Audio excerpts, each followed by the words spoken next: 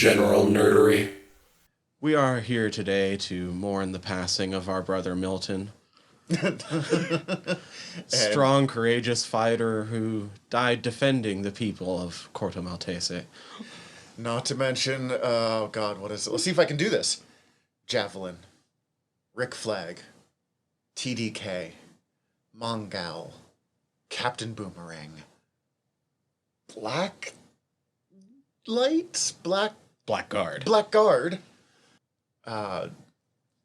God, I can see him. Savant? I was wanting to say Revant, and I'm like, well, that's not remotely correct. I think that's most of them. Polka Dot Man? Polka Dot Man, Jesus Christ. Is that all of them now? I don't know. There's so many of them. Welcome to General Nerdery. Did you say Boomer? Yes, I said Captain Okay. Boomerang. Welcome to General Nerdery, your podcast about liking things. We are your generals of nerdery. I'm Zach. I'm Tyler. And that was a list of a bunch of people that died that we're probably going to talk about, at least some of them. Eventually. But before we get to that, what have you been ingesting this week? This time? So, let's see. Finished watching the first season of Sweet Tooth, and it is magical, and great, and amazing, and I can't say enough good things about it. No, it's, maybe not, it's not my favorite show of all time, but fuck, it's great. It's good enough, and I might have mentioned this last time, because you mentioned Sweet Tooth. It's good enough that my mother, who does not read comic books, went and bought the complete omnibus of Sweet Tooth. Wow. To sit down and read it all. I'm curious about reading it myself at some point now, eventually. Well, apparently she says she's giving it to me, so we got an option.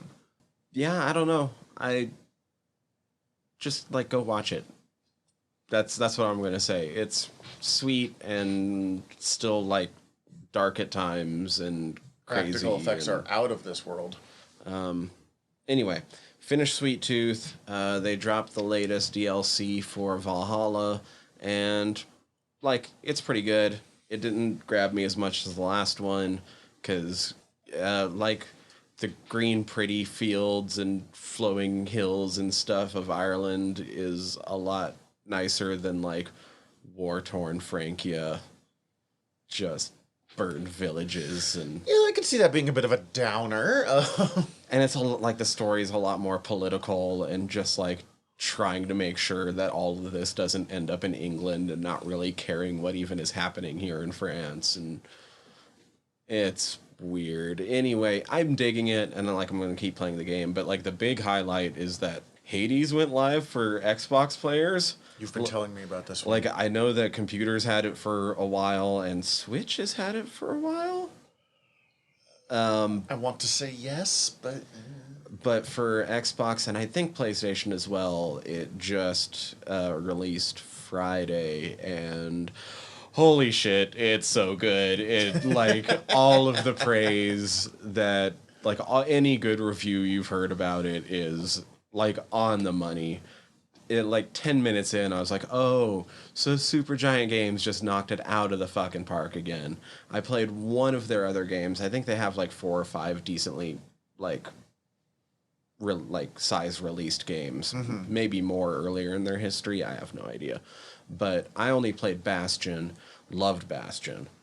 And so when I heard, oh, Supergiant did that, I trust them because Bastion is fucking blew me the fuck away back when it first released. And then I just kept seeing good review after good. Oh my god, it's so good, dude. I would tell you, oh man, I won't really want to play it. But if we're being honest, I don't play many video games, so I think you could get down on this. I probably could. The problem is not that I don't enjoy the video games. It's time. Yes. And that, yeah.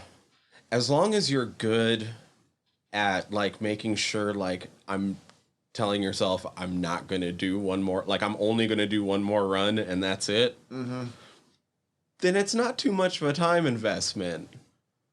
It's based around single runs, but I'm not good at telling myself that. I know you're not. Me saying I'm going to do one more run turns into I'm now up till 4:35 in the morning. You're going to do 5 or 6 more runs, yeah. Yeah. I don't know. It's great. I'm being super vague about it. Do you know anything about it? Like, I know it's called Hades. all right, so it's fucking genius. Like, this goddamn gameplay loop. You're the son of Hades, Zagreus, and you want to escape. And your dad's kind of a shithead, but he's also not actively working against you. He's just like, go ahead and try. The whole point of this place is you can't escape. So have fun. I'm going to actually try to get some work done around here. And then you just have to escape hell. And so then you just have to escape hell. Yeah. But the whole point is like, it's fucking hard. And the most of the upgrades, and you go out on these runs and the whole point is you die. Like, you can't upgrade your character unless you die and go back to the House of Hades and like spend some of the points you get on shit. And so it's just this continual loop through like these different chambers that the order mixes up every time, except for like every time like 15 chambers in, you're always going to go against like one of the Furies, that sort of thing. Yeah. But in the meantime, you also run into characters and you can talk to them. And they give you a little bit more information and flesh out the story a little bit more every time you talk to them. This game is right up your alley, man. It's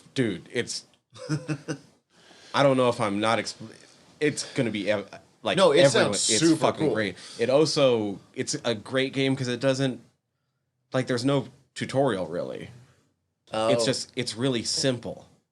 Like, you have 2-3 attack buttons and you can move and dash. Get up and go. You'll figure it out.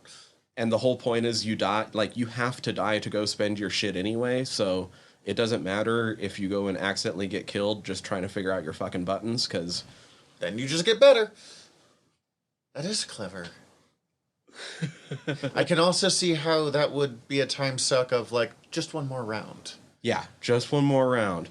And like the boons you get during runs, a lot of the stuff can't carry over. It's only for that run.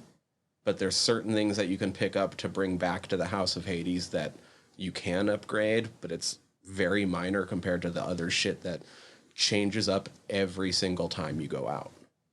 Okay. Anyway. Hades. Holy shit. Play it. Anyway, play it. I'll look into it, see if the Switch has it, and then not have time to play it, but I'll think about it. Yeah. Hard. Also, the art style is just beautiful. Speaking of time sucks, I have started playing Pokemon Go again. Like, I'd fallen off for about a month. It's just hard when I live like 10 miles from the nearest Pokestop. I was about to say, yeah, because when you moved, it's suddenly away from civilization. Yeah. I mean, that's being drastic, but I'm 10 miles from the nearest town, and the nearest town is tiny. So, like, I am not close to Pokemon stuff. And I can play at work, but, you know, it's my lunch break. I don't get much done. But that's been fun. It's still Pokemon Go. Not much has changed. I still enjoy it. Most of the big things that I've ingested, because my nephew was staying at my house for a while, so I didn't get through nearly as much stuff, was I watched all of the Harley Quinn movies, which we'll talk about more in the actual thing. I've been busting through the first Adventure Zone campaign, finally like listening and finishing it, because I finished all of their other big campaigns, but fell off one because they have an arc called The Suffering Game, and it is like, let's punish our characters for like 7 episodes in a row. Okay. And it was just like, when I was first listening, it was in like the depths of COVID. And I was like, nope, can't do that in 2020. This ain't happening. That's been... I don't have anything that big for my ingesting this week. Well, sweet. I suppose we should just get on to news then. Newstastic 4. At some point, I'm actually going to come up with something we can just drop that does that, but Newstastic 4. I'll start with some science. Please do. This isn't like as will change the world type science as I feel like we've hit the last few times, but a recent study was recently published that sort of analyzed Billboard hit music from 1958 through 2019 to sort of see what all was going on with it. Okay. And what similarities you can take from it. And this was mainly looking at like chord structure, not so much rhythm and other things, but the main takeaway was that over time, hit songs have made more use of harmonic surprises, which is basically just things your brain doesn't anticipate coming. And then it comes and you're like, oh, hey, interesting. Even when you take like music classes, there's certain things about music that are only explained very nebulously. And one of those things is that certain chords like to go with certain chords. Okay, yeah, I've heard that before. So over time, more and more hit songs have defied that happening within their chord structure. I wonder why. Well, and then the other thing is that, especially in recent years, the biggest hits see an even higher deviation than normal, with the highest of anything that they were tracking being Childish Gambino's This Is America. Which makes sense when you think about how that song sounds when it goes from, like, choral arrangements to trap music. I was thinking, our culture, like, the way we like media these days tends to be taking a genre and subverting it, so it kind of makes sense that we're doing that with our pop music, too. A lot of what the authors were saying is that there's a certain age range that tends to drive what makes it to the top of the charts. However, people below that age range are still being exposed to that music because it's so popular because of the older ones. Yeah. So growing up, when you're younger, you're hearing all these hits. And so there becomes a need once you get into the age range that's quote unquote creating the hits by being listeners, that your brain is needing to be surprised by new things. So you're taking what you heard as a kid and turning that up to 11 in some way, basically. All right. That tracks.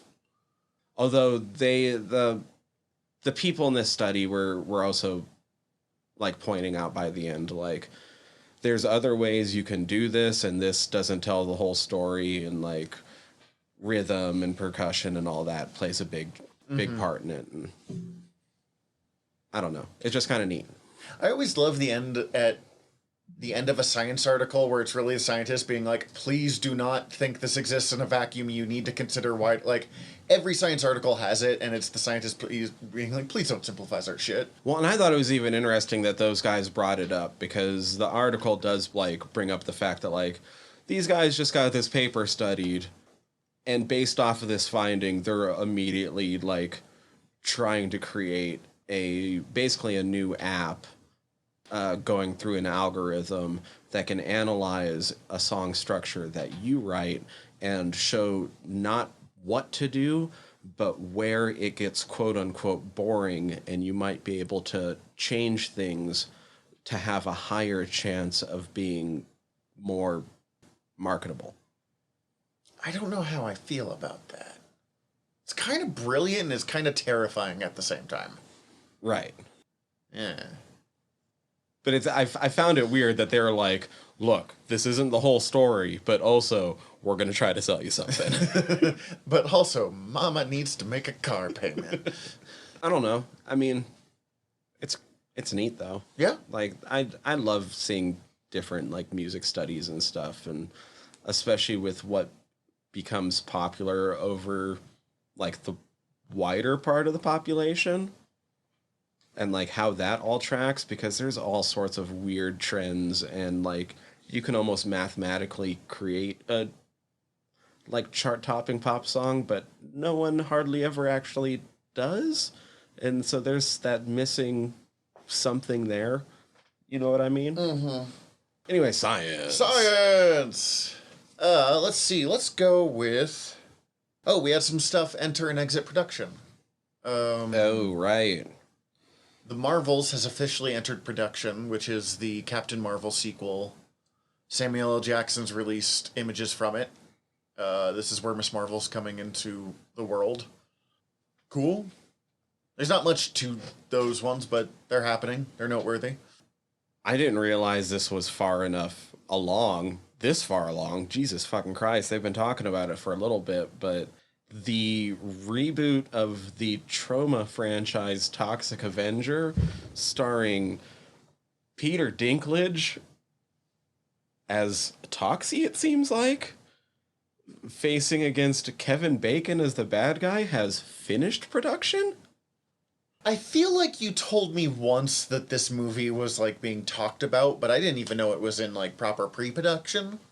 I knew, I had seen casting news. I knew that, like, it was going forward, but something about it always seemed like, yeah, maybe it won't happen because it's Toxic Avenger starring Peter Dinklage. And Kevin Bacon. How the fuck did they get Kevin... Like, that sounds like exactly the weird shit that Peter Dinklage is all for, but, like, Bacon's career is so weird to me. Just making a modern-day Toxie seems weird. I have no trust that this movie's going to work, but I'm excited that we have it, that it's going to be a thing that exists. Now, I know Lloyd Kaufman of Troma is one of the producers on it, although he's not directing like he did, I think, every other Toxie movie. However, he has, like, hugely high praise for Macon Blair, who is directing, saying, like, oh shit, he actually knows Troma better than I do. Like, he watched all the, like, the TV specials, and he's like, all the shit that I didn't give a fuck about, basically. And this is, like, the Troma guy saying that. Yeah. I also realize he needs to talk up his movie. Yeah, he's getting paid to do this. But that also seems like some deep cut references to bring up, so. Yeah. Now, there's always the question of how much is it a good thing to have a hardcore fan be the person running your thing? But more often than not, I like it. Mm-hmm. I know this isn't only Troma. They're doing it in conjunction with Legendary. I don't know how much that's going to influence things either. I don't know. I know it's not going to feel like, I'm not going to kid myself. It's not going to feel like an old school Troma picture when I go in to watch it, but I hope it feels like Toxic Avenger still. See, I have no connection to Troma or Toxic Avenger, so I'm really hoping for you, buddy. I'm rooting for it for you. Troma's going to be brought up again later in this episode. Okay. So I guess just because I've said it so many times, if those of you out there aren't familiar with Troma, they're a production company that specialized in movies that were intentionally sleazy, I guess is the best way to put it. They're not mean-spirited enough to be truly edgelord. No, but they're not trying to make particularly deep stuff. It's sex and violence, and it's marketed purely. It's almost like new school Grindhouse in a way, but a little bit more gross out and a little bit more tinged with like 80s sex comedy. There is something about art that is like basically edgelord or right on the edge of edgelord, but is so genuinely honest about what they are, like good and bad, that I'm way more forgiving of it than I would be if the movie like thinks it's some high shit and is like making me watch B-movie schlock. Yeah, no, Troma obviously knows what it is. Anyway, we can stop talking about Troma and Toxie at least for a second. For now. Field of Dreams. Oh man, this is the weirdest fucking thing I've seen, dude. So Michael Schur, who, what was it? Writer on The Office, co-creator of Good Place, and Brooklyn Nine-Nine. And it was involved in Parks and Rec, but I don't think he was a creator. Oh, I think he was co-creator of Parks and Rec. Oh, as was well. he? Okay. I might be wrong on that. Maybe just one of the producers. Co-creator Rutherford Falls, which I recently went through the first season all of. I thought it was great. He is going to be doing a TV show based on Field of Dreams. I like Michael Schur, so I'm interested in a way that I would not be if someone else was creating it. I like Field of Dreams is kind of a classic movie, but I was just listening to a different podcast the other day that was bringing up like, is it time to have the conversation that maybe it's not as relevant as it once was? So, of course, it's time for a TV remake. I don't know how to react to this one, to be honest with you. Like, part of me is like, oh, they're starting something they're never going to release so they can keep the IP.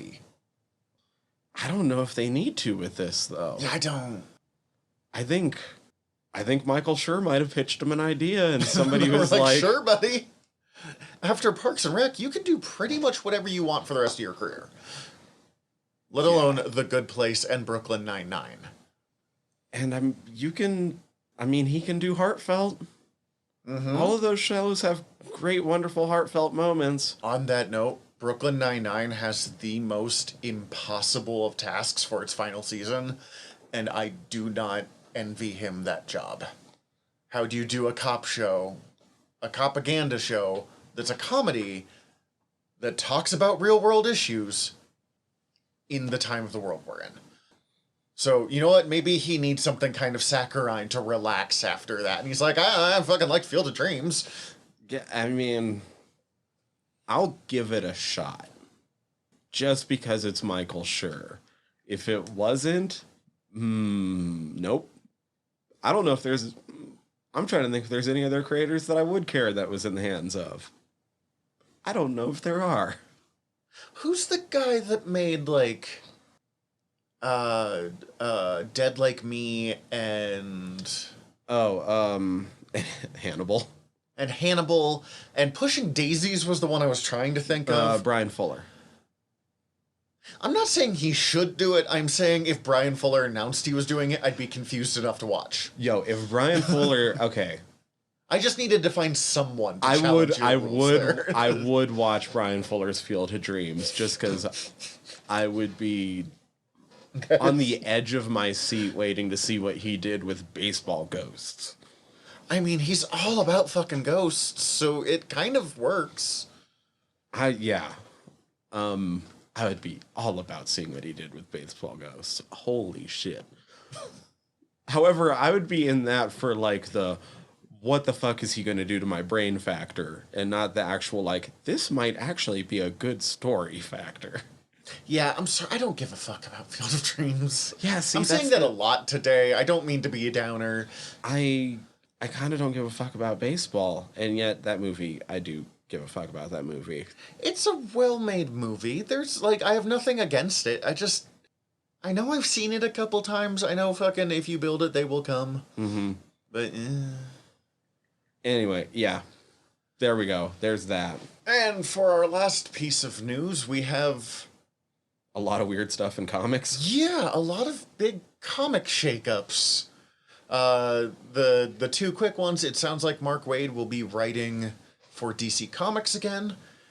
Mark Waid being the creator of Kingdom Come, being the creator of the character Impulse, who's in the most recent season of Flash. Long and storied run as both editor and writer. He's considered like possibly the most knowledgeable person on Superman in the world. He hasn't worked in DC for almost a dozen years, even though they were like his bread and butter from the 80s up to about 2009, because he'd had a very public souring with the company, and they got him back. So that's surprising. It's kind of the only DC news that hasn't made me nervous this week. Because the rest...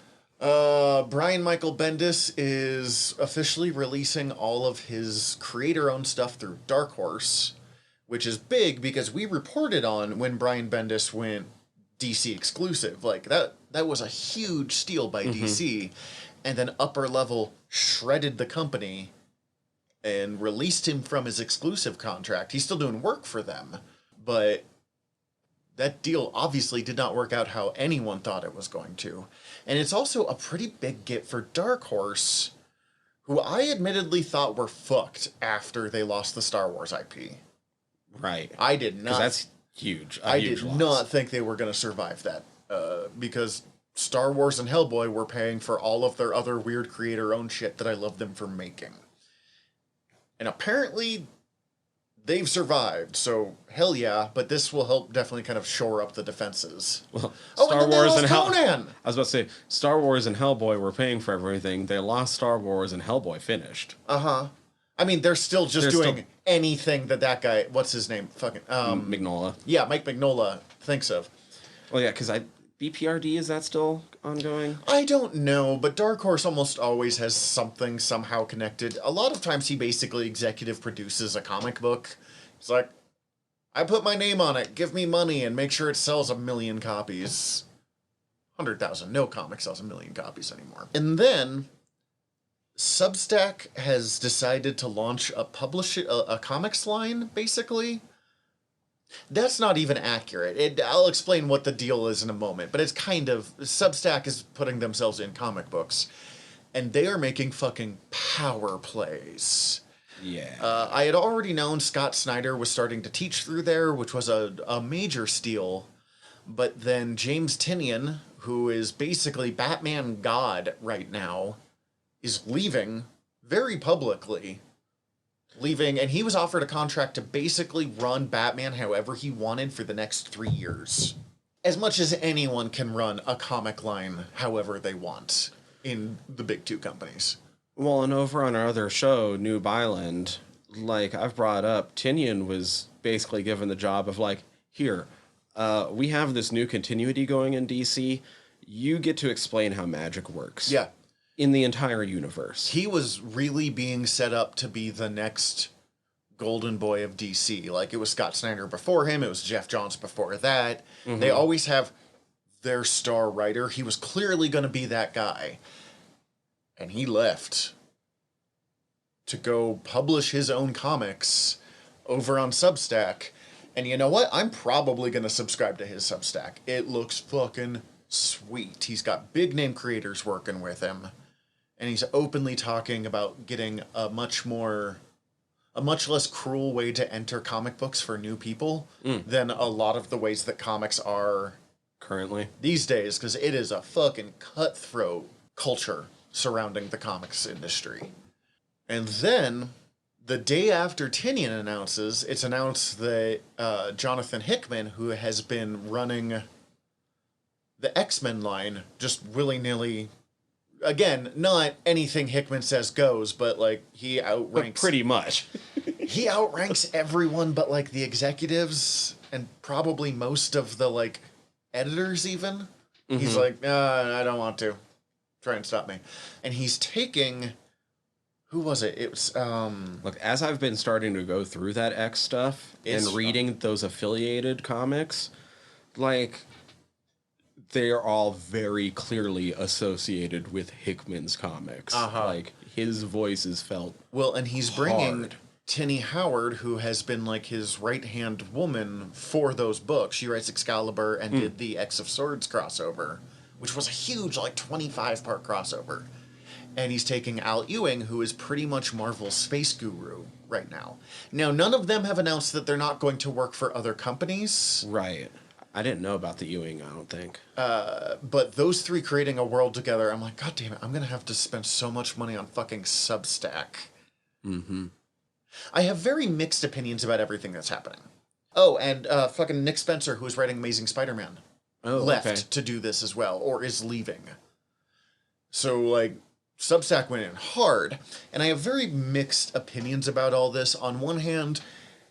This could change the comic industry if this works in the way that Substack is, like, making it sound. but it could be just as easily a huge, weird money grab that a few creators will do fucking brilliantly with, and other people will, if anything, comics almost gets harder. Like, I don't know. But I do value something that gives creators the real push to challenge the standards of the comic industry. Is there anybody that you see in line to take Tynion's place as DC's Golden Boy? I don't yet, but I'm admittedly not following a ton of what DC is doing these days. It could be... Damn it, what's his name? He did Friendly Neighborhood Spider-Man. He did Superior Iron Man. Where's my... Tom Taylor. It could be Tom Taylor. He's done the Injustice comic books, among other things. He's been getting a lot of work. His Nightwing book is getting a lot of really good press. Tom Taylor's one of my favorite comic book writers in the industry right now. He has been for a couple of years. His work is fucking great. But who knows? And I mean, if Hickman ends up leaving X-Men, who the hell is going to step in on Marvel's side, too? Right. Probably Gary Dugan, but still, like, the up-and-coming big-name comic people, like, the most recent set of, like, these guys are going to be our fucking superstars, have a lot less patience for the comic industry than the up-and-comers 20 years ago had. Like, Bendis and Johns, and they're just ass-deep in how the comic industry works, and they do good work, so good for them. But, like, Tynion, Spencer, Hickman, they just don't seem to have the same patience for the way the game is played. And I don't know if Substack is the answer, but I like those creators. It feels sort of Image to me, but without the, like, weird 90s bad boy stuff that even the creators tried to have. I mean, look at fucking Todd. McFarlane. Yeah, McFarlane, thank you. Yeah. Look at Todd McFarlane. Have you ever fucking seen the HBO did the Spawn cartoon back in like the early 2000s, late 90s, and it's great. Keith David plays Spawn. But on my DVD collection, there's an intro bit of Todd McFarlane in like a leather jacket and a fake graveyard talking about his inspirations for Spawn, and it is the most painful thing to watch that I will watch every fucking time. That sounds... It's kind of like Rob Liefeld's Levi's commercial. Oh, no. Oh, the other critique is Substack itself gets some real critiques as a company because they kind of do is they'll like loan you the money pretty much, and then they take that money back out of your first like year on the site. And then after that, the profits are mostly yours. I don't know quite what the deal is, but that's what it sounds like. But they have done that for some far-right creators as well. So they're like, do you really want to, like, work for the same company that is putting out some really homophobic creators or really racist, sexist creators? And some creators have been like, yeah, I'm going to donate this amount of, pulling the Kev Smith, benefited from that, time to make some penance. Except not past tense like Kev's not fuck up, but Weinstein. The industry's we do not have time to go into fucking Weinstein today. I don't know. I am unsure how to feel about this. I also think that it could be really exciting.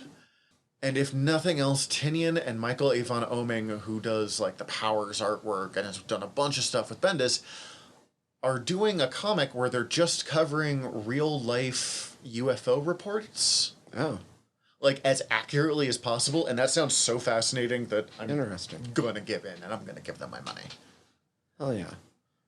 Just to throw in on the Weird Comics front really quickly. Yes, please. There's going to be a short comic co-written by Danny DeVito about Batman's, as in Tim Burton's Batman's Penguin. Well, and they also recently launched Batman 89. Issue 1 came out, I think, this last week. I think you're right. And I'm pretty sure it was the top seller that week. And I don't know how to feel about that on one level, but on the other level, Batman 66 was the most stupidly fun comic book.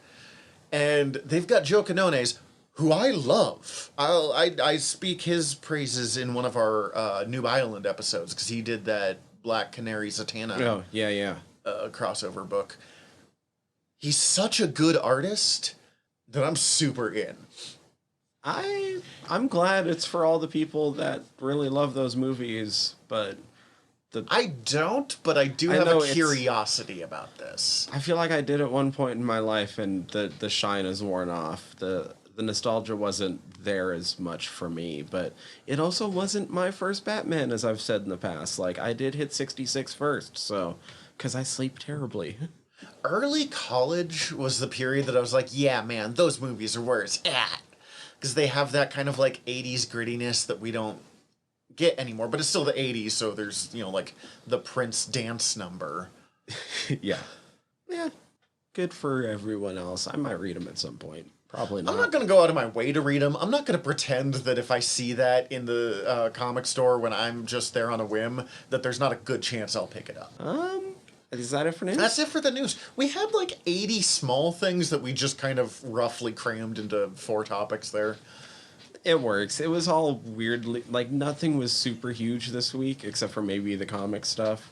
Yeah. No new trailers that I can think of. No, Oh, there was one, but we didn't watch it, so. Whatever. Anyways, we're going to take a quick break, and then we'll come back to actually discuss what was kind of the big news this week, the launch of the Suicide Squad. So this isn't a James Gunn problem, this is a comic book movies in general problem, but I'm going to blame Gunn here specifically, because he keeps giving his characters super cool masks, and then they don't wear... It is like my most hated comic book movie trope. If you're going to give Bloodsport a mask that fucking cool, or if you're going to use Peacemaker of all people, do the action scene with the mask. Yeah. Or Star-Lord, because that's the other one that I'm always like, no. Oh, yeah, Star-Lord hardly ever has his mask on. I get that you want to show the pretty, like, famous person's face. Great. Wonderful. But if you're going to take the time to do a comics-accurate Peacemaker mask, like, holy shit, they did for this movie. Look, fucking Deadpool proved you can just have him in the mask. And we're fine with it. I mean, most of the time we're fine with it, because there were some of those scenes in Spider-Man 3. Spider-Man 3 had a lot of issues going on, man. Yeah, I was going to say, that's, however, not the only problem with Spider-Man 3, so... It's fucking Suicide Squad! Okay, let's go into this. You hadn't seen... Mm-hmm. Let's start at the beginning. The beginning Before we go with that, do you have any relationship to the Suicide Squad outside of the movies? I don't actually know your answer to this, so... And then we'll dive mine. My relationship outside the movies was that I meant to read the Ostrander stuff when the 2016 movie was going to come out, and then I got interrupted doing that, and I never did. Okay. I mean, everyone knows about the Suicide Squad if you read DC Comics. Like, the name is so good that it will come up. Mm-hmm. Somewhat problematic, but also, it's just such a good... Yeah. Like, It's a very evocative. Uh-huh.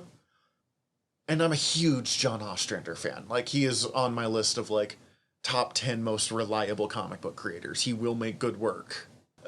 He made Grimjack. But I hadn't seen the first Suicide Squad movie because it got such bad reviews. But I figured I would see this one, or I would see the David Ayer before, because I wanted to really see the difference in what to expect. So let's start with the 2016 one, just because you did watch it this week. I long have said I don't think I hated it as much as everyone else, but... I definitely didn't hate it as much as everyone else. But Jesus Christ, it would have been so... Like, just going through what happens in that movie, it's so fucking easy to be like, why? Just change things right here. This doesn't work. This doesn't work. This doesn't work. We hear a lot of like, oh, we need to see Why the is it on American soil at all? We need to see the Ayer cut. No, I do. Okay. I do. Just because I don't trust him to make a good comic book movie, but I trust David Ayer to make a fucking good movie. I'll give you that. I don't trust him to make a good Suicide Squad movie either. And it was one of my biggest problems with it. And it's a problem that DC makes with Suicide Squad a lot. Suicide Squad has to be kind of funny. It always has to be kind of... Because it is such a grimdark concept if you don't have some of that black humor in there, that it just kind of gets exhausting. And that was largely my kind of point of view of the first movie. There was the makings of a really good movie in there. And there were bits that I really liked. But it was not a great movie. I liked the characters. I mean, the suddenly, like, we're friends now happened... It would have happened too fast for a movie about, like, Superman. Let alone for fucking Harley Quinn and Deadshot and Captain fucking Boomerang. But I really liked all of the characters and their choices. Like, it was still kind of fun. I had fun watching it. I had fun thinking it was bad. But it's bad. It's bad. As I said, and like, believe me, Will the Smith, longer you think about it, it's like Wonder Woman 84. It becomes worse. Will Smith is not a bad Deadshot. Killer Croc I enjoyed, and I wanted to see more of that Killer Croc. Captain Boomerang was the exact kind of slimy dick you need Captain Boomerang to be. Enchantress sucked. Yeah. A lot. And it shouldn't take you an hour of a 2-hour movie for the squad to be formed. No. You could have done this in, like, the first 15 minutes. You can do 2 squads in 15 minutes, apparently. We've seen... Man, and I learned about as much of that first... we'll get to that, but... I learned about as much of that first squad as I did in the entire fucking... first Suicide Squad movie. The 2016. Yeah, 2016, thank you. Also... I knew I didn't like Jared Leto Joker. I know Jared Leto Joker, like, kicking that guy in the crotch about it is just hackneyed at this point. But oh my god, he was obnoxious. And I don't mind a really hateable Joker, but like, give me Alan Tudyk's I'm a douchebag Joker over everything that was going on there. I still maintain he seems like the only Joker that I've seen portrayed live action that would have goons. Yes, I appreciate that, but something doesn't click right with that Joker. Yeah. And it's 100% their need to, like, try and make the Joker edgy. The Joker doesn't need to be edgy. He's kind of scarier when he's just, like, a super doofy looking clown. He was still a very doofy looking, but in a different kind of, Yeah. Not like a SoundCloud rapper. Viola Davis kills it. She kills it in this one, too. Yeah, She's Viola fucking Davis. She kills it anytime?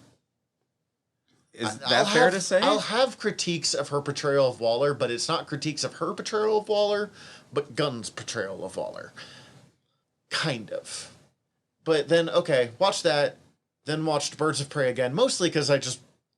To continue the Harley through line? Publicly, it was to watch the whole Harley through line to see her progress. Privately, it's because it gave me an excuse to fucking watch Birds of Prey again. Yeah, I need to do that too. I trusted the Suicide Squad was going to be good, and I was right. But in the fucking off chance that it wasn't, I wanted to be sure I watched one good fucking movie if I was going to go through a row of 3. Fair. That's fair. It's still probably my favorite of the 3, but I really like this one, so I don't... Interesting. Because then we come up to this one, because we've talked about, we did a whole episode on Birds of Prey. We both fucking loved it. If anything, I like it more than I used to. It's just grown on me. But I need to rewatch it, as I just said. But anyways, The Suicide Squad. This would be my favorite movie of the year if Green Knight didn't exist. I fucking loved this movie. I don't watch enough movies to have that list. Or like, this came out this year. But yeah, of all of the movies that came out this year, this is the one that made me be like, oh yeah, I need to fucking see that. It was that and In the Heights for me. I might prefer In the Heights, but I don't know. This movie did just get all of the buttons just right. This is a weird one. We're James Gunn being involved. The gun of it all. this felt so much more like actual Gunn to me. Than Like, Guardians he's does? a fucking household name because of Guardians, and that movie's wonderful.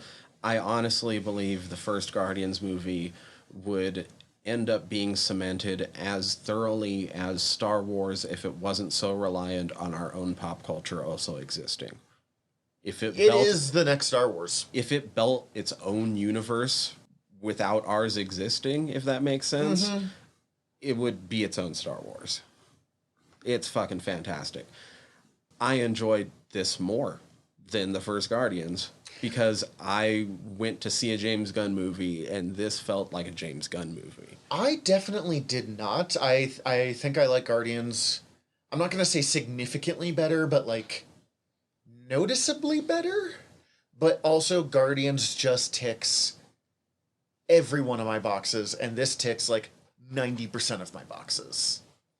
But also, like, that's the thing, like, for me, my boxes are slightly different. Yep. And, like, when It makes perfect sense to me that this is your preferred movie of the options. well, because I like Gunn getting to play with the things that when you look at the rest of his career, it's obvious he likes to play with.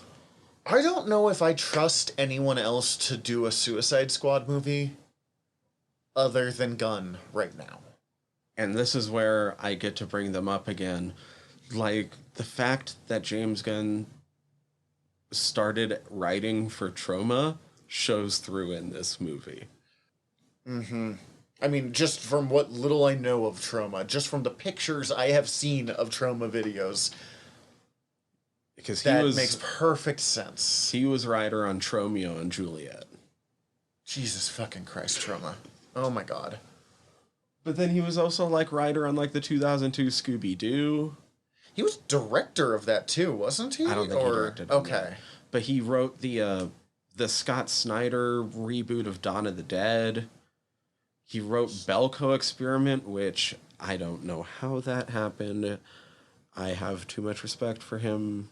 Wait, I'm sorry, which one is this? So Belko Experiment, just to cross over really quick with Fried Squirms, has long been the Fried Squirms benchmark of the lowest a movie can go while and still have us enjoy it. Okay.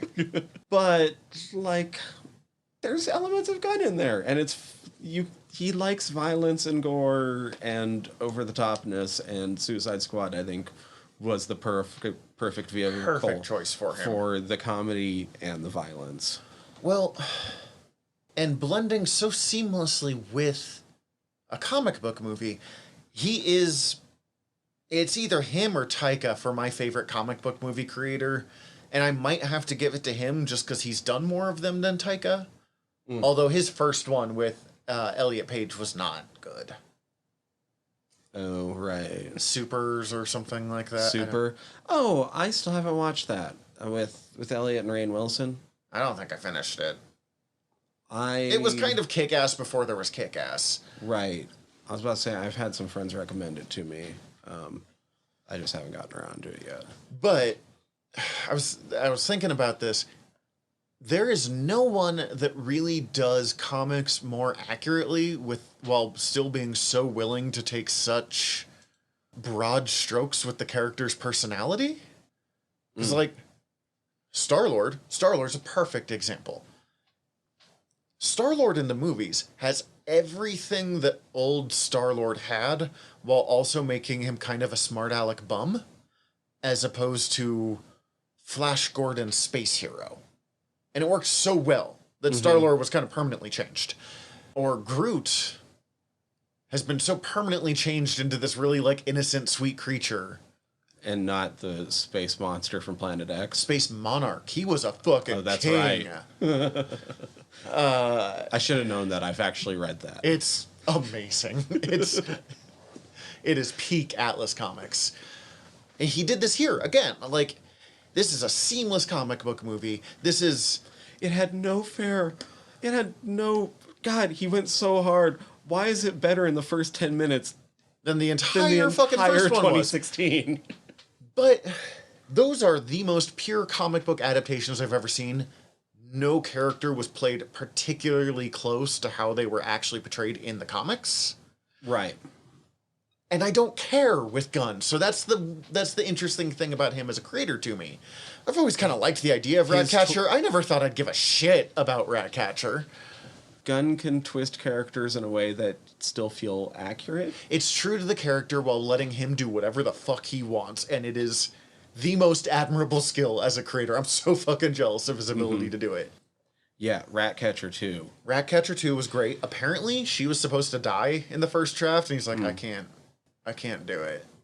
One of my favorite things about this movie is that they just straight up call her Ratcatcher 2 throughout it. Mm-hmm. They just owned it.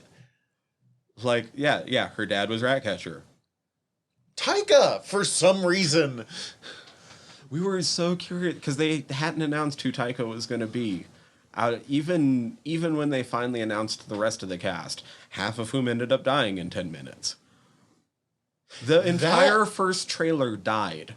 Yeah, that threw me. I mean, I was... Or not the entire, because Rick Flag and Harley. We knew most of this cast was going to die. You don't put fucking Javelin in a movie. Or a version of Arm Fall Off Boy. Well, and I think if you go back to our episodes where we watched those trailers, like, I think we even say, like, oh, this looks like the battle where some of them die, because then they don't show up in these scenes that we're seeing in the trailers. Yes, we didn't fucking expect all of them. I thought Weasel was going to make it through the movie. Yeah, absolutely. I thought we were going to lose about half of the cast. We lost... And I thought that battle was going to happen 20 minutes in, not 2 minutes in. Yeah. I was like, they're going to make a big deal out of Savant? Fucking barely used in Birds of Prey Savant? That's weird. And they did. But also, they kill him really fast. Like, Rooker acted his ass off a little bit. I bought that he was scared. Uh-huh. But I mean, the way that they set him up in the trailers and in the imagery, I honestly thought he was going to last quite a bit longer into this movie than he did. Thought he was going to have to be, like, supposedly some sort of linchpin to their mission. That then was probably going to die, and they were going to have to figure out a workaround. I thought he was going to die in the final fight, or just before the final fight. Yeah, maybe Thinker was the workaround for when he died. You know what I mean? Turns out that wasn't it at all. Holy shit, this movie surprised the fuck out of me for how much of it we actually saw in the trailers. Yeah. Almost not. And I went in going, okay, I know Starro's going to show up, but I don't know how. Nope, apparently we're going to have an entire story about Corto Maltese. And some really fascinating character choices from Harley Quinn in this fucking movie. Margot Robbie, I mean, she always kills it as Harley, but, like, especially after watching... Yeah, because you the cardboard fucking cutout that was Harley in the 2016 Suicide Squad to who she is now, and watching all the way through, I believe the progression.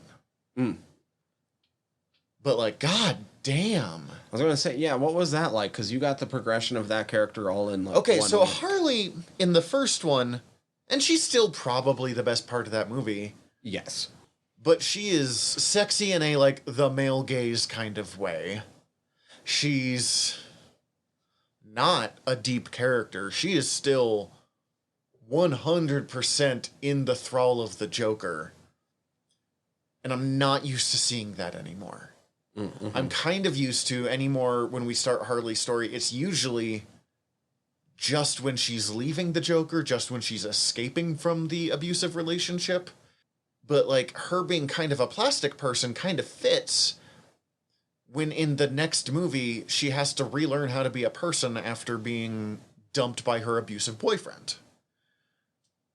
Which I've seen from people who survive abuse. So, like, it's not fun, but it's a very realistic character progression. And then seeing her here, and she's... I don't want to say healed, because she's still Harley fucking Quinn. She's still an absolute... chaos demon. Yeah. But the choices of, like, if I ever see the signs in a relationship of, like, these, you know, these red flags, then I'm just gonna fucking kill them right on the spot and not deal with it again. That makes perfect sense for who Harley is as a character, while also letting her move beyond the abuse that she suffered. Well, and she even lampshades the fact that she might be going overboard a little bit. She's like, Maybe killing him isn't the best answer, but with the kind of guys I date. Yeah. This is a Harley that desperately needs to meet her fucking Poison Ivy. Yes. Speaking of which, have you gone through season 2 of Harley? No, not yet. I know bits of what happened in it, but... Is this going to spur you to, now that you've been taking this Harley journey this week? It's been on my list anyways. It might... I'm slowly working through She-Ra to try and finally finish it, and I might just do that as a quick gap between She-Ra and, like, the next young adult kids cartoon that I'm going to get way too invested in. Mm-hmm. It was going to be the new Transformers with Beast Wars stuff in it, but I think Harley Quinn's a better choice. Not so good so far. Speaking of it, we did say a couple things earlier this weekend off mic with a friend of the show, Steven, who pointed out, and as soon as he said it, I unfortunately agree, and yet still enjoyed the fuck out of it. The worst King Shark, yet still super enjoyable. I have such mixed opinions of this. The thing that he said, and I know you're listening, Steven, so yep, we still talk about you even when you're not around, of this was kind of a waste of having Sylvester Stallone, I don't disagree with. He does a fine job. I really, like, it was fun, but it kind of was more stunt casting over, like, I feel like we could have gotten a little more out of it out of a professional voice actor. There's a part of it that makes me feel like it's almost Gunn just sort of clowning on himself and Guardians with having Vin Diesel, like, might as well get, like, kind of the same guy. Vin Diesel's a better actor than Sylvester Stallone. I'm sorry, I said it. No. I will fight you on that one. What, Rocky? Rocky 1. Okay. And, dude, fucking in Creed, he should have won the Academy Award for Best Supporting Actor. I have not seen Creed. I will grant you Rocky 1. Rocky 1 and 2. I'd say the acting goes downhill in 3 on. But 3's a fucking tragedy. But, like... Oh, I love 3, but it's still a fucking tragedy. I'm standing by my statement. Sylvester Stallone on The Muppet Show might be one of the worst things I've ever seen. And I don't know if I've quite forgiven him for it, because I had to listen to him sing. And there wasn't enough self-awareness in that for my tastes. I'm being really mean to Stallone. I'm sorry.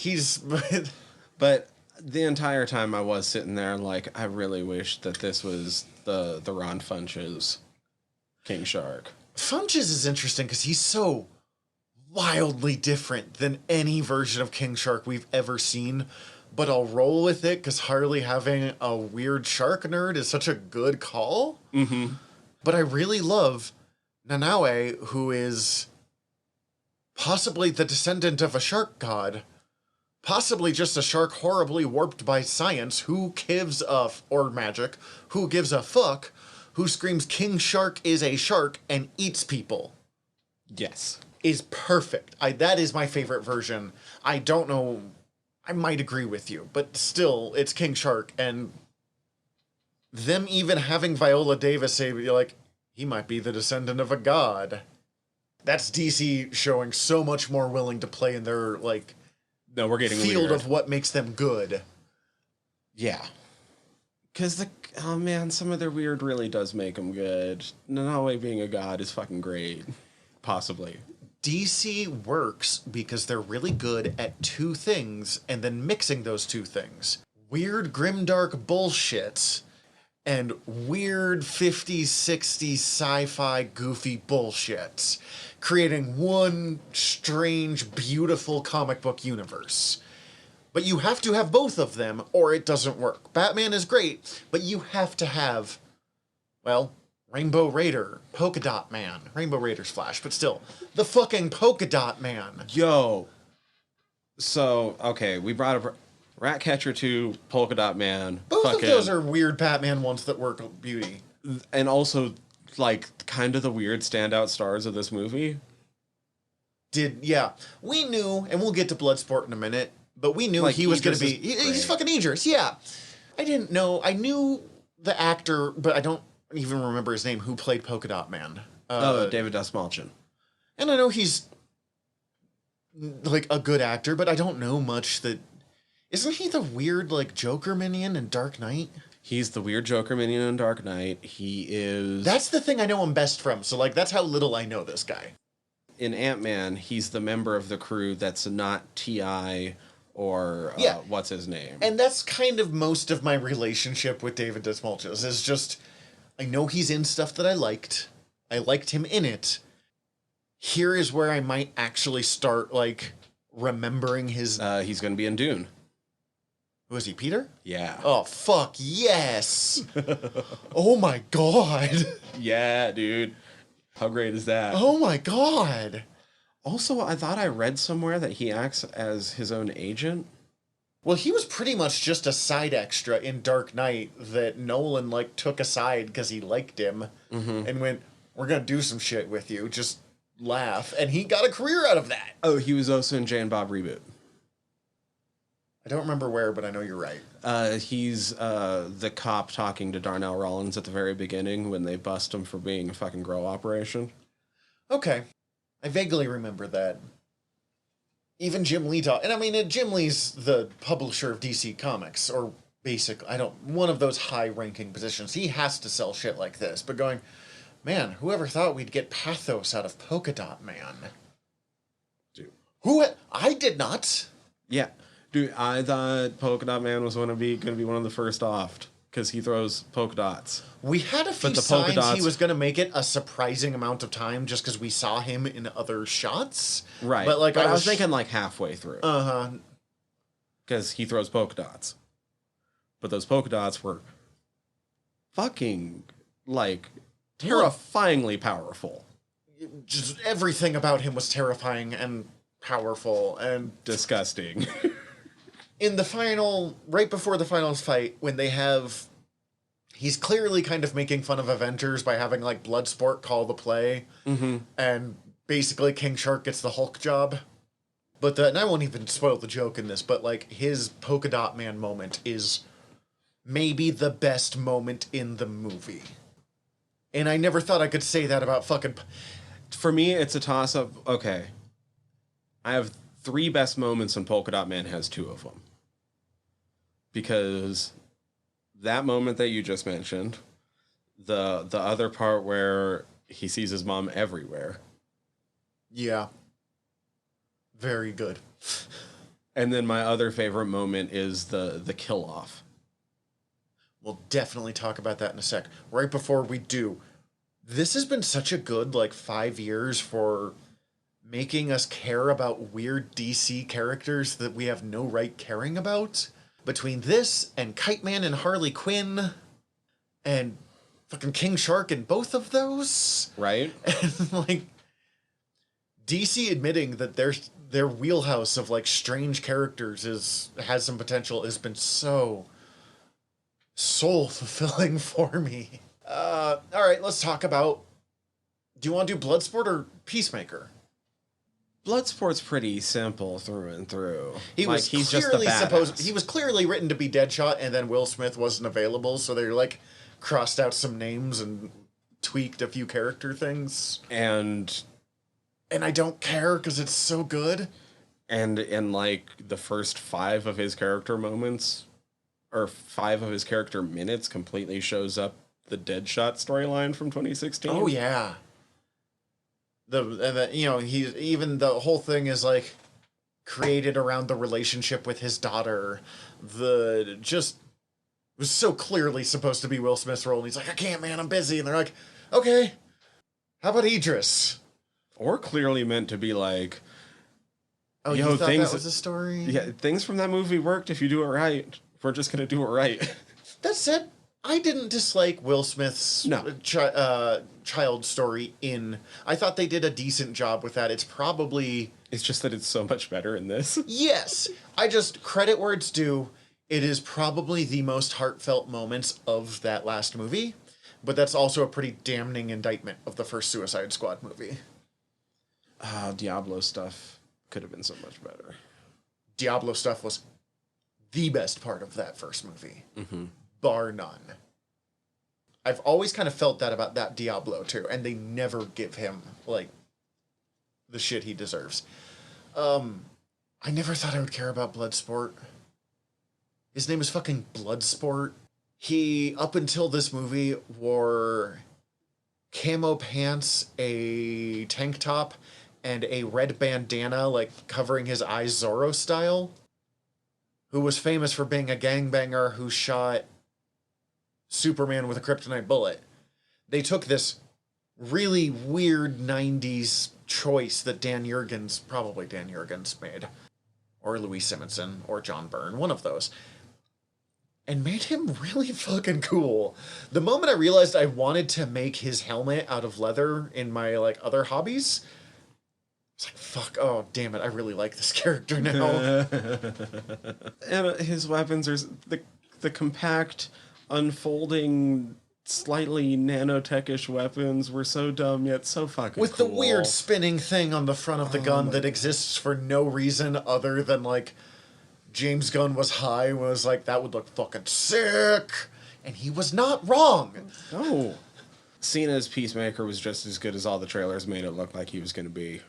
I'm excited to see what that show does with him. I don't know if I have ever seen Cena act before this movie. Like, I know he's done a bunch, but I just don't know if I've ever... I don't know if I've ever seen him. Seen any of those movies. Yeah. And he was everything I expected him to be, just, like, looking at John Cena. Yeah. And I don't mean that as an insult. I don't know if I agree with Peacemaker going quite as, like, I'll be fascist for America as they went, but he's always been the character that's right on the edge of that. Although I want to say he's usually a little more anti-authoritarian than he is in this one. Mm. And I would have to read more Peacemaker to be sure. He was very U.S. agent in this to me. Yeah. Which makes sense, which the description he was given, and he fucking owned this description, was be a broy douchebag Captain America. Perfect. And he fucking did it. And he... Broy douchebag Captain America is what we saw. And he was funny, and he was hateable, and there were a few moments of... kind of feeling for him in spots. That dude is not well. And, like, they better fucking deal with that in the Peacemaker show. Somehow. That costume is so good. I don't want this entire podcast, and about 30% of it is being like, I never thought I would see this but that Peacemaker helmet. Yeah, the toilet. The fucking dove on it's not a toilet. It's a beacon of justice. Well played. It's a lot. It makes sense because they're both wrestlers turned actors. But John Cena's acting is a lot like Dave Bautista's to me. It's not necessarily good acting, but it's very honest acting.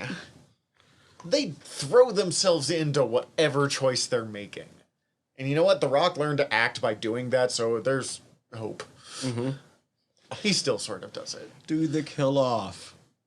I loved the kill-off so much between Cena and fucking Idris. David Ayer could not have filmed... No matter what, David Ayer could not have filmed that scene.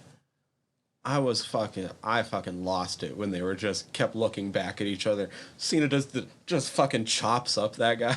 Not even looking. The bit of, like, that wasn't direct, it doesn't count or something, and it's like, non-lethal, you lose. I don't remember what it is, because it's right after because then he says the explosive things, and that doesn't count. It does if it's some dope-ass shit. Oh, yeah, that's right. And he's like, fuck, you're right. That progression, it had very, and this is going to be weird to say, Legolas and Gimli in the fucking Lord of the Rings movies kill-off, like, vibes, but in weird... Just over the top. Fucking dongs out over the top. Something... I read this article that somehow compared Ted Lasso to Suicide Squad, and the bizarre thing is in a few ways it sort of works. Okay. I disagreed with their, like, it shows the complicated nature of being a good person. I'm like, not really, but in the ways that some of the jokes are expressed, they're right. Because Jamie Tart and Roy Kent could have had a soccer version of that scene without the murder and played almost all of the jokes same, and it would have fucking landed just as good. 100%. But instead, we had Idris and John Cena in a murder off. Oh my god. And the reason, I was going to say, because I started this with David Ayer could not have pulled off that scene. The reason is because then we find out that those are not people they should have been killing.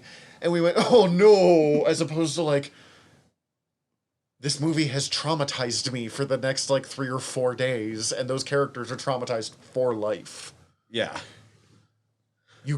Without the humor, fucking black humor, but without the humor present through every scene of this movie, you could not pull off half the shit they pulled off in this movie. God, who haven't we talked about? What do we still need to talk about? Rick Flag. And Rick then Flag. Thinker. But Thinker I don't have much for. I liked this Rick Flag. It's another one where they got the essence of who Rick Flag is right, while wildly changing his character to stuff in as many jokes as possible. Mm-hmm. And it still worked because it's James Gunn. They even have him in a bright yellow shirt for some reason, and Rick Flag went through so many Black Ops mission wearing the brightest canary yellow shirt for absolutely no reason whatsoever. So Gunn deciding to commit to that made me so happy. Clearly, the guy who played Flag was having fun doing it in this movie, and he was not in the first movie. Yeah. I mean, that Rick Flag wasn't supposed to be happy, but clearly that actor, and I'm sorry, I cannot think of his name. Joel Kinnaman, I believe. Joel Kinnaman. Yep. Clearly was enjoying himself in this movie. I mean, originally it was supposed to be Tom Hardy, and he stepped out because he didn't like where the movie was going, and then we fucking saw why when it came out. I was kind of surprised they killed Flag, but they also killed him in the comics, so I shouldn't be surprised they killed Flag. I was surprised they killed a Boomer. Yo, Boomer got it bad. Boomer got fucked. I was pretty. I thought that like even when he got fucking splintered, I was like, they're gonna pull him out and like somehow, and like he's gonna be fucked up and he's not gonna be along for the rest of the mission, but he'll somehow be alive, and everyone will be like, how? Because that was the thing in the comics. Boomer was the only character that was pretty much guaranteed to live because he was such an unrepentant piece of shit that he had to be the person to live to give every other bad thing that happened to other characters like some pathos. Like there was just something about him. And Jai Courtney did a pretty good job of playing a sleazy piece of shit Boomer. Yo. Yeah, but then when the bits of the fucking helicopter got him. That was dark. It's kind of fucked up to say, but I didn't think I was going to enjoy seeing Pete Davidson get shot in the face so much. Watching Nathan Fillion die was weirdly satisfying, but I think it was mostly because TDK was so... That dude. Fucking useless. That was my first bit, just like legitimately laughing out loud, like losing it in my fucking chair watching this when he's like, deploy TDK. And then the arms go out and you're like, shit. The bit that wins it is the like action figure clips on the side of his arm. Oh my god. If you look like the way that it's, oh my. And then the arms just like. Slapping. They're not dangerous. They don't move fast. They're just slapping. He doesn't even have like knives in them. Oh. Because if he was holding knives, at least they could have been like, what the fuck? And he's just like, step, step, step, step. Nope. Just slapping. And then, yeah, of course, you just shoot the arms. Jump back to Flag and Harley for a moment, and then we'll talk about Waller. Harley's admission that she's sad at the end because Rick Flag was her friend was a very interesting and believable choice to me on some ways, even though she shouldn't be. Like, she doesn't have enough experience with Flag. She has 2 fucking missions with him. The second one being where he dies. Pretty fast. And the first one being arguable how they even connect. But because Harley was in that place, and I think I am willing to accept Harley attaching in a way that I didn't accept others, because on some level she knew how bad the relationship with Joker was, that she was like, any kind of like connection she can make with other people, she's gonna latch onto really hard. Mm-hmm. But she sold that line really surprisingly well. Bloodsport did not sell that line at all, that he also liked Flag. I was like, Flag's the one that made you, like, recommended you for the Suicide Squad. Nah, man, you have some beef with him. And then that brings us, I guess, to kind of our final one, Waller. The Wall herself. Oof. I mean, we already mentioned Viola Davis kills it, but also, like... she is unrepentantly evil in she this. is fucking the worst. And I have publicly said a few times that I kind of disagree with some of the choices, but also the further I get in my life and the more I learn about the prison industrial complex, the harder it is for me to support literally anything Amanda Waller would do. Because in the comics, like, she's a piece of shit, but I don't necessarily think she would be like, nope, leave all these civilians to die. She'd be like, well, do what you can. You're going to die one way or the other. Oh, yeah. But it made sense from a character choice to have her go over the edge. Although that also was the one moment that took me out of it, because she stopped sounding threatening. When she's like, motherfuckers, you pieces of shit. Like, I didn't believe any of them were going to die right there. I almost would have her kill one of them right there and have the rest keep going. Because, I don't know, like, So this is the one thing her authority was broken at that point in a way that I don't necessarily think she would have automatically slid to, like... So, already, Gunn's done a couple interviews about different subjects pertaining to this movie. And although, I mean, I fucking love this, but, like, we've talked about how he changes characters, and yet we still end up liking him through multiple movies now. But that scene where she breaks and gets all mad and shit makes sense for the way he's clarified that he kind of tried to personify Waller in some of the other shit that he shot. His Waller is extremely petty. Yeah. It's just that Waller's always been kind of petty. I don't necessarily... It's just that luckily, like, some of that shit ended up on the cutting room floor.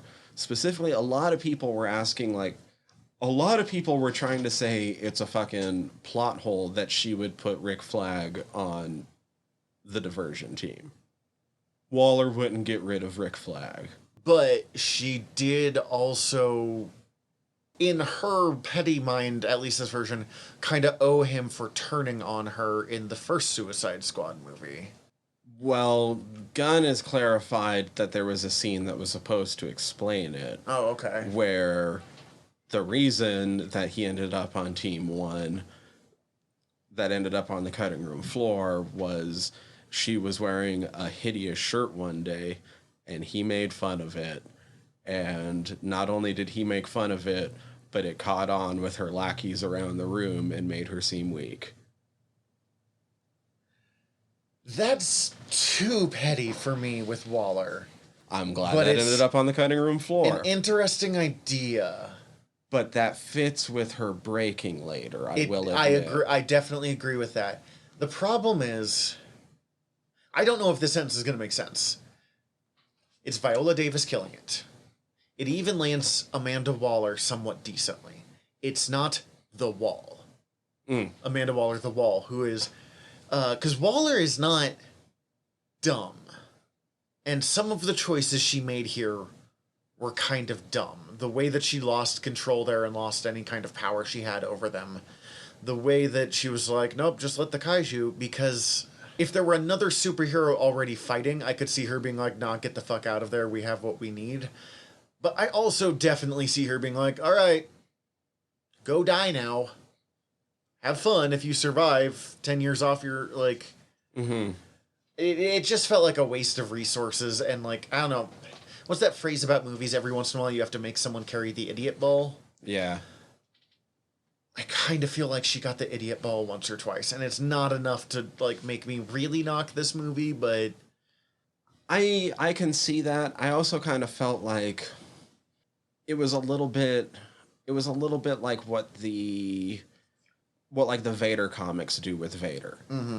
Vader is one of the biggest badasses in the galaxy and rightly should be feared. But in certain situations, there's only so much he can do as one man. Yeah. And Waller's kind of in the same position where... Also, in certain places, they're kind of both a petty bitch. So Yeah. that very good analogy. I mean, to me, it's more that there's only so much, especially because she's not superhuman. There's literally only so much Waller can do in some situations, and so there's times where she just has to play the odds. But the problem with playing the odds is sometimes shit still goes wrong. Yeah. As I said, I don't really disagree with the choice. It was just like, if I'm looking for a critique, that and let them wear their fucking masks was about all I fucking have for this movie. As I said, I don't think it gripped me the same way Guardians did, but it's also not a fucking space opera, and man, I'm a whore for space opera. Yo. Starro. Okay, so... apparently Superman was almost the bad guy in this movie, and thank fucking God they chose Starro instead. Because one, we've covered this evil Superman is boring as fuck. Especially after like the 6th or 7th time. Plus, Gunn's brother already made that movie. It's called Brightburn. He was a producer on it. I thought Gunn made that movie. No, he produced it. Oh, okay. I mean, A. Gunn did A. Gunn make it. made the... That's a very strange sentence. Having Starro, who really is one of the like all-time big Justice League baddies, and no one's quite sure why, is such a bold choice. It's such a bold choice. He's a giant, bright purple, and they didn't saturate or anything. They owned that bright purple and red starfish kaiju. And he's amazing because, one, his idea is sort of horrifying. And, like, Batman Beyond did some episodes with a character who was clearly Starro without ever calling him Starro. That was legitimately kind of terrifying and almost Invasion of the Body Snatchers. But also, he's the giant purple guy that brought the Justice League together for the first time. He's the JLA's Loki. Yeah.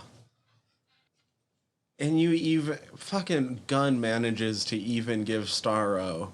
a little bit of pathos. Right at that dude, that... I was happy floating out watching the stars or something like that. Like, that kind of hit. I was like, oh... Like, oh, no. That kind of made me sad. Yeah, oh, I didn't like that. Yet, like... Oh, my... Fucking Harley in his eye is so weirdly, grotesquely beautiful. Same with the rats. That entire scene, and he's got that, like, choir music playing, because, again, it's James Gunn, and that dude knows how to work music into his movies in a way that few creators have really ever figured out. I hope Daniela Melchior, Ratcatcher 2, gets, like, all of the work after this movie. Prior to this, I'm pretty sure she basically only did Portuguese TV. I'm excited there's a Peacemaker movie or show coming out. I'm gonna watch James Gunn with a fucking whatever the hell that's gonna be. But I would rather have a Bloodsport and Ratcatcher 2 team-up show in the style of Falcon and Winter Soldier, but with, like, the most nonsensical, or fucking... Who all survives this movie? Nanoe, King Shark, Ratcatcher 2, Bloodsport, and Harley. And, well, Peacemaker survives, but... Yeah, but, like, as kind of the team at the end. And then give me, like, Catman and Scandal Savage, or... No, give me Ragdoll. And give me a fucking Secret Six, weird, fucked up movie. Like Suicide Squad without the, like, government put bombs in your head. I would be so happy. Is there, with the characters that, I mean, with the fucking ridiculous amount of characters we did see, even though some got almost immediately killed. I still don't know who Blackguard is, like, at all. Yeah, me either. Is there any you wished you would have seen? Especially survive, but... Okay, just as I said, I just want Secret Six, which is kind of... it's same because it follows super villains and dead shots in both of them. Catman and Ragdoll, as I said right there, would be great. I really want Bronze Tiger. Bronze Tiger was gonna be who is it? And get fucking who is that? Michael J. White, who played Bronze Tiger before and did such a good Bronze Tiger. Who does amazing in everything he's in. Michael J. White is... And we've seen Black Dynamite. We know that he could fit into this style of movie. 100%. I really like Bronze Tiger in the comics because he is, and we didn't see this in Arrow, even though he did a good depiction of Arrow, a Bronze Tiger who has gotten over the like brainwashing the League of Assassins put him through and is trying to be a good person while also being stuck on the squad is a very interesting story arc they give him, and Michael J. White could have fucking killed that.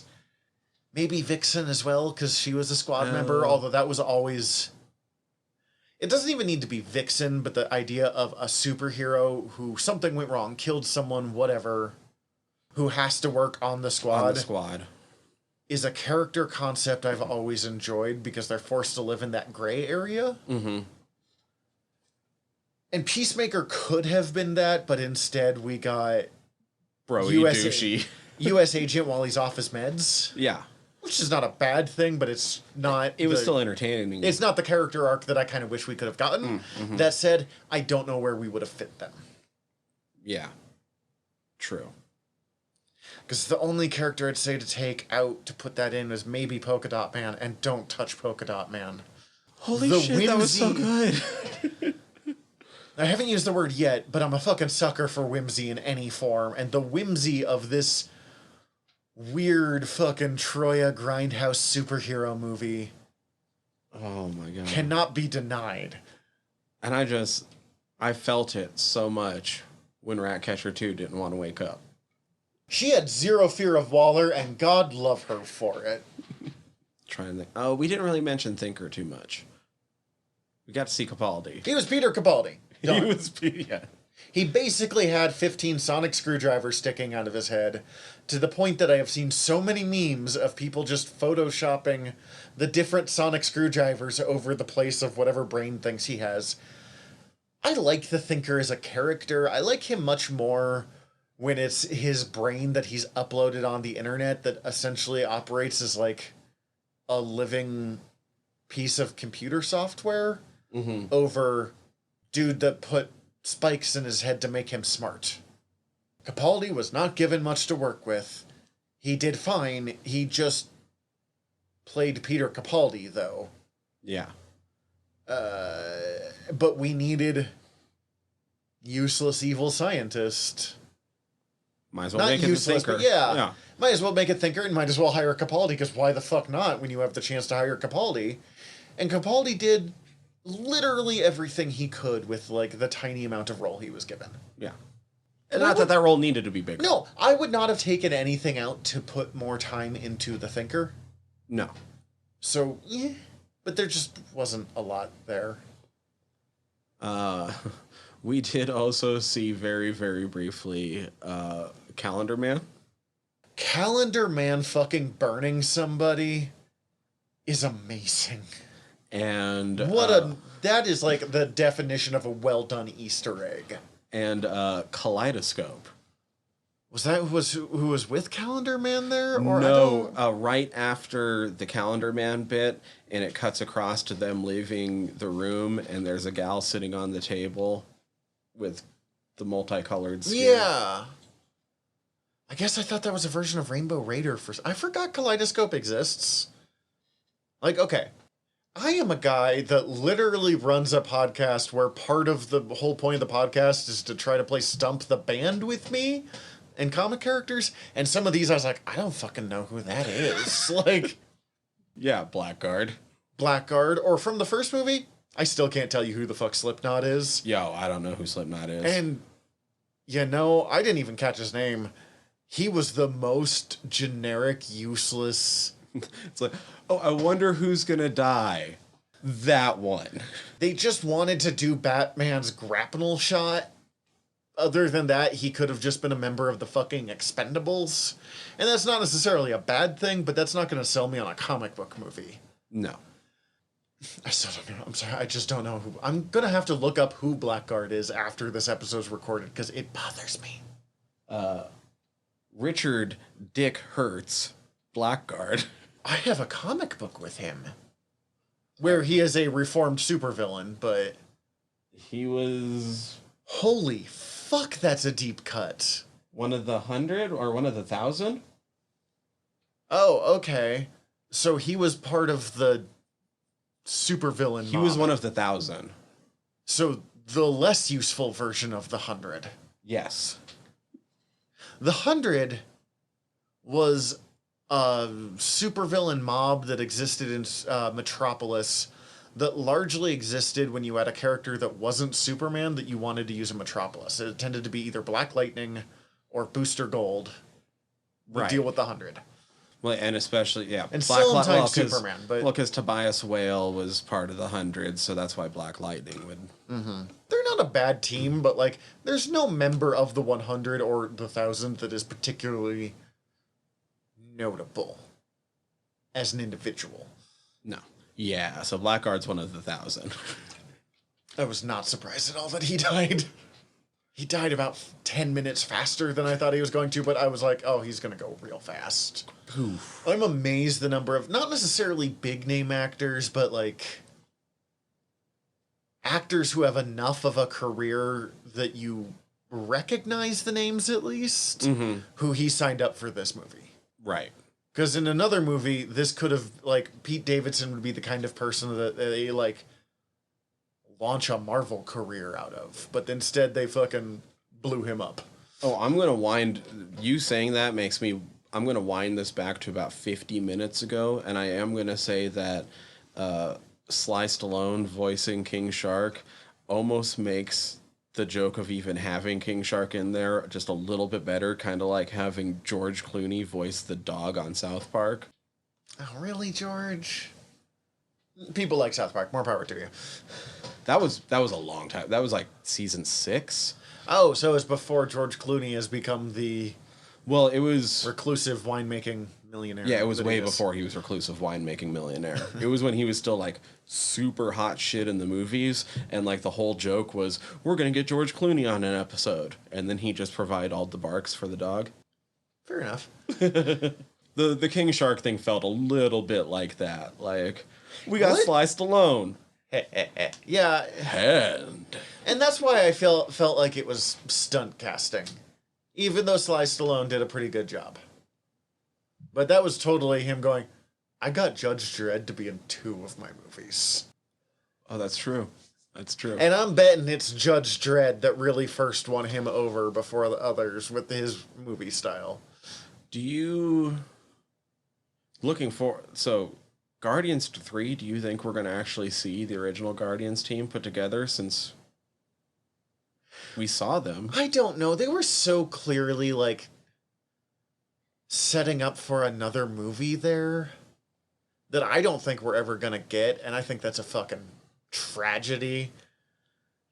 I didn't even think... If anywhere, the holiday special is going to be my guess. Because they've got to introduce fucking Adam Warlock in the 3rd movie. Like, they don't have fucking time to go play with the original Guardians. The not at all the original Guardians. Right. Because they're not space rebels from the year 3000 from different planets in the solar system.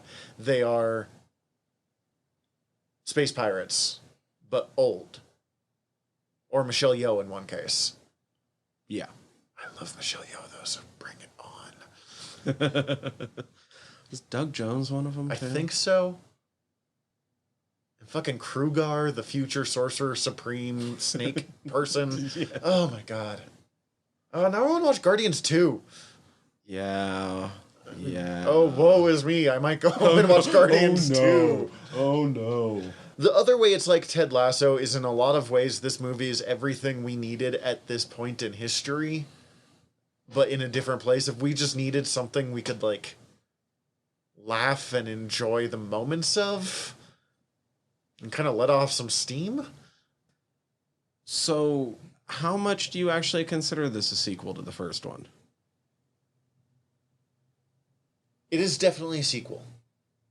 But, I mean, like, if there was ever the definition of a standalone sequel, this is fucking it. Because, like, okay, let's take The Incredible Hulk. Was, in a lot of ways, didn't negate a lot of the shit that happened in the fucking terrible Ang Lee Hulk movie. Like, if you watch how he got gammaed and stuff, but it was not a sequel. This one's a fucking sequel. It brings back 3 actors. It brings back... But it also works If you've not seen the original Suicide Squad, don't fucking bother. Just watch this one instead. You will lose nothing. Except for the Harley progression, and honestly, it's okay. You can just watch Birds of Prey instead, and then this one. See, because I guess, like, I kind of feel like it's a sequel, but not in the same way. Like, to me, this reminds me of, like, well, comics continuity reboots. Mm-hmm. Like, when we were talking over on Noob Island about some of the Zatanna stuff, and I brought up, like, some of this isn't quite the same, but it rhymes. This is Batman going from Scott Snyder to Tom King. Or fucking Chuck Dixon to Archie Goodwin, or fucking... Or I was thinking, like, not tone-wise, but it almost feels more of, like, the New 52 reboot. I wouldn't go that far, but I see what you're saying. Maybe New 52 to DC Rebirth, where there's, like, some significant background retcons, but nothing that super negates anything? Right, it's more like... what you know of that is true until we go back. Until it's not anymore. Until we clarify that it's not. It's like that mission happened in their past, and that other version is close enough, but if they were to ever actually show it, it wouldn't actually line up to that movie. All. Actually, New 52 to DC Rebirth is probably the best way I can put it that the least number of people will understand. Because it is, like, we're going to be edgy and grimdark and super 90s cool, which is what that 2016 fucking movie was. Mm-hmm. And then, oh no, we'll still be violent and weird and cool, but we'll also... be colorful and fun. Yeah. And look, here's Polka Dot Man. We'll have color again. Yeah, 52 to Rebirth. Also, Rebirth was so fucking good that, like, I just want more people to hear about it, because then they can go discover how fucking good those books were. Okay, fair. But I guess, like, that's how it seems like a sequel to me. Now that you say it, I agree with you. Like, translating it through that comic thing. I was thinking as simple as, like, just different comic creators, where none of it's untrue, but it's the same concept, just slightly different scale. We've just been jumping around talking about the shit that we liked, but we managed to do that for, like, a while now. Like, we could go through what all happens bit by bit in this movie, but I don't think we need to. To be honest, it doesn't really matter. The feel of the movie's good enough. Yeah. The plot of this movie is not hot garbage like the fucking David Ayer one is, but it is also absolutely not important to everything that's going on in this movie. No, they just have to keep going and doing things. Yep. They have to do a mission. What's the mission? Fucking whatever, dude. I don't care. I just like to watch them all together. Go watch it. And that made it a success. I loved it. I'm going to watch it again. Cece had to leave for part of it. Just stuff around the house was going on. So I'm going to give it a week or two, but I'm going to sit down and make sure we finish it all, because it's worth it. Oh, yeah. I mean, when you came in, I was watching it, but I had already watched, like, that was my third time. I'm not going to do it as quickly as you do, but yeah, this will be one of the, like, I'm bored, let's put on a movie. 100%, I have no problems putting on this movie. No. Yeah, it's fucking great. And honestly, like, it's fun enough that you might want to get drawn in, but if you just had it in the background and lifted your head whenever there was a fucking joke, it works. This would be a great crafting movie. Mm-hmm. Now I'm excited about that. So other than the Suicide Squad, what are our recommendations this week? Honestly, it's the Suicide Squad, but is it different the Suicide Squad? Okay. I'm just straight up going to say John Ostrander's The Suicide Squad original comic run lasts almost 70 issues, so it had a like 6-year, 7-year run. I don't know how to do math. About 6-year run. Ostrander is one of the most consistent writers in comic books. I didn't expect it to be as good as it is, and some of it feels kind of hokey old because it, was an early 80s or late 80s, early 90s, but not in a bad way. It is wildly less violent because, they just had a, bomb strapped to their wrist. They just lost an arm. Oh. They did not get nano bombs in the skull. And I'm not saying, losing an arm, especially in the kind of situations you're gonna be in, is still basically a death sentence, but is a little less, oh, holy shit, to, that was Savant's head exploding. That was still... Last thought on this movie, kind of related.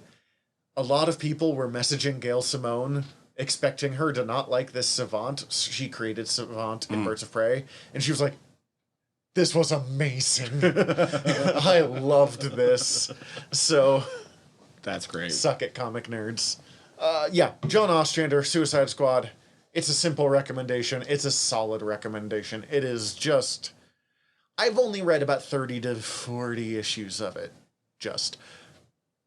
But, there's not really a bad issue in that run. So, fuck yeah. Hell yeah. Hell yeah. Our astute listeners might remember that I actually mentioned what my recommendation this episode was going to be. Last episode. So I will officially recommend it this time. I'm going to go with the Netflix series Hentified. It is a comedy drama. I'm going to use their own little synopsis. They're probably better than what I could describe it. 3 Mexican-American cousins and their struggle to chase the American dream, even while that same dream threatens the things they hold most dear, their neighborhood, their immigrant grandfather, and the family taco shop. This is the gentrification episode or show that you're telling me about? Yeah.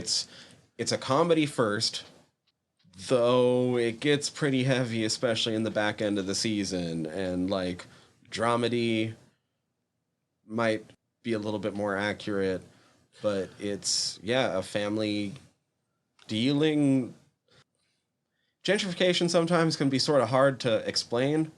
I feel like this show kind of shows you... if you want to understand gentrification, watch this show. Kind of. It shows a really good way of how everything's intertwined. The only way they can change the taco shop is by attracting more clientele. But that means going outside the neighborhood and bringing in white folks. Yeah. I think in some ways dramedy has the most potential of TV genres as making art. And I don't know if that's art because I haven't fucking seen it, although it sounds like it is. And I don't know. And it plays with just a lot of different things having to do all around that subject, often very humorously. Honestly, one of the cousins didn't grow up down there. It sounds... From what I pieced together from the info they do drop is he grew up there as a very little kid, but then his family moved away and he grew up in Idaho. Ooh, that's gonna be... And now he's coming back, and his dream is he wants to be a highly acclaimed chef. And this tiny fucking taco shop that he has to be... Okay, that's interesting. But also just having that dream and trying to move away from making traditional food is... He's catching shit from other characters. Yeah. It's a complicated show, my guy. Yeah, it's also really fucking funny and really good. So, Hentified, I know that they're getting at least a season 2. I have to admit, and this probably doesn't say good things about me as a person, Hentified, I always hear as hentai something, and I'm like... Tyler, I don't know if you should be recommending this on our podcast, but then I realized that I'm just very white and an asshole. Yeah, no, hentai is people. Thank you. Okay, that... Mi gente. That helps. Also, if I saw it spelled out, I would probably go, oh, that's clearly something. And as a crossover with what we just watched, the general from the Suicide Squad is the grandfather that runs the taco shop. gray-haired general for most of it? Okay. is the grandfather that runs the taco shop in Hintified. Let me find his name real quick, just to... You know, while we're saying that, just thought that we didn't really cover Harley's scene where she falls in love with the dictator. Like, I know we talked about how she kills the dictator and how that was a cool scene, but even the scene leading up to it with him being like, look at these birds, was just very well done. Joaquin Cosio is his name. He did fine in this movie. There is nothing wrong with his portrayal. He was just another one where he was South American revolutionary general. Right. In an American action movie, we don't give them a lot of space. Yeah, he's the grandfather, though, in Hintified. Cool. And so gets a lot more screen time, and he's so good. Oh, he's great. I like him. So there we go. That's my... All right. Come back next week where we will be definitely stepping out of my wheelhouse and right into your wheelhouse. Woo! Where we will be covering the novel World War Z. Dude, I'm so excited for you to actually get to this. And kind of specifically the audiobook, because we're both going to listen to the audiobook, and it's weirdly amazing cast of characters, including Simon Pegg and Mark Hamill. Yeah. And John Turturro, I think, and... We'll have that list next week. We will be talking specifically about it, but even if you've just read the novel, we'll talk enough about the novel that you'll be fine. Mm-hmm. So have fun with that.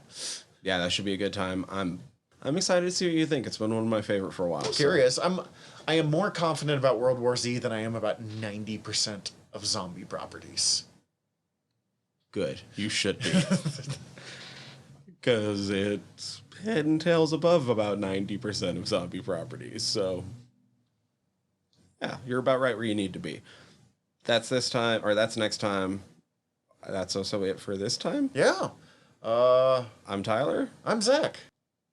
Dismissed. Hi, everybody. General Tyler here. If you like the show, please hit subscribe however you're listening to us right now. Also, if you could rate and review us however you're listening to us right now, or preferably over at Apple Podcasts, we would super appreciate it, as the whole world is ran on algorithms, and we want to be all up in them, getting our voice out to more places.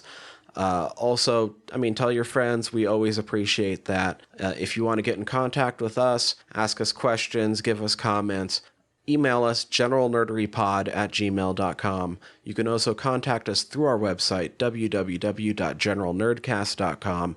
While you're there, check out all of our back catalog, or click the links up at the top, as we are part of the Earworm Podcast Network. Go check out all of our sister shows. We're involved with most of them, so if you already like listening to us talk, it might be in your best interest. And if you want to check out everything from the network, head over to earworm.com, EARVVYRM.com. We'd super appreciate it. Love you all. Have a good one.